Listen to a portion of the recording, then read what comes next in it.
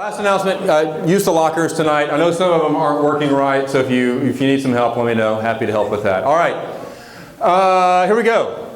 Check it out. I have a story for us tonight. So Tom Waits, one of my all-time favorite people in the world. Who said that? Right over here. Yes, thank you, Marlon. All right, so Tom Waits is he's a songwriter, a singer, a musician. He's a poet. He's an actor. And he was on the forefront of the LA underground scene in the 70s. And he's just one of these guys that says everything like it is. He speaks the truth about everything. So he has lived a really interesting life, right? And so this is a story that he tells. A few years ago, he was asked about how religion has influenced what he does.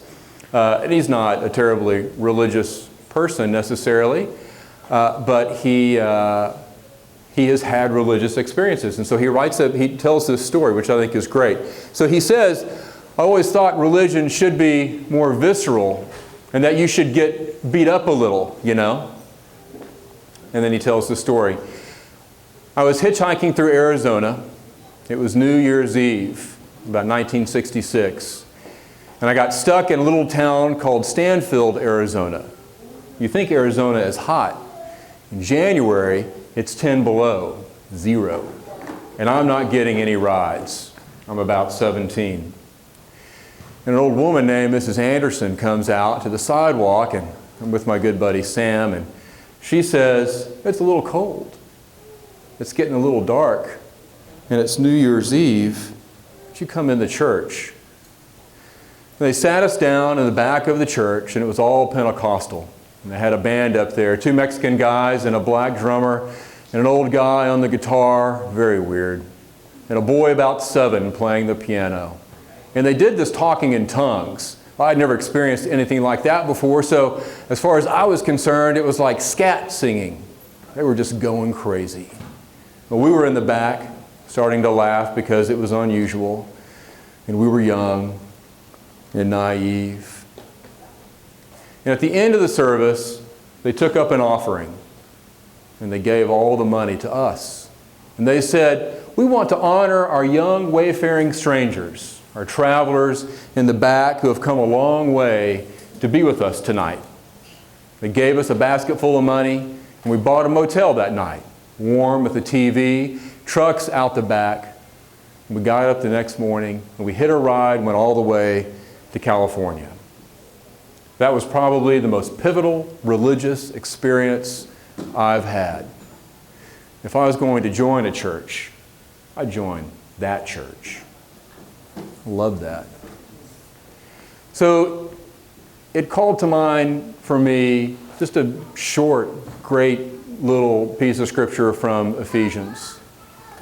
And Paul says this to the church. He says, consequently, you are no longer foreigners and strangers, but rather fellow citizens with God's people and also members of His household. There's a lot of talk this week about foreigners and strangers, and that never changes. Sometimes it's louder than usual. I love the story that Tom Waits tells because he's a stranger, he's a foreigner in his own land. Yet, in its own unique way, that community wrapped around them and they welcomed them. They sought them out, they invited them in. They built a small little relationship, right? They respected that they were on a journey, and then they gave thanks to God for that kinship with them. And they sent them on. What a great reminder for all of us. In this crazy world, our role as a community, our role as people on our own journey, our role as a church gathered is to remind each other that our work is simple. Seek people out, invite them, build relationships, respect each other's journey, and give thanks to God for our kinship. And in all of that, don't be afraid. Amen, amen.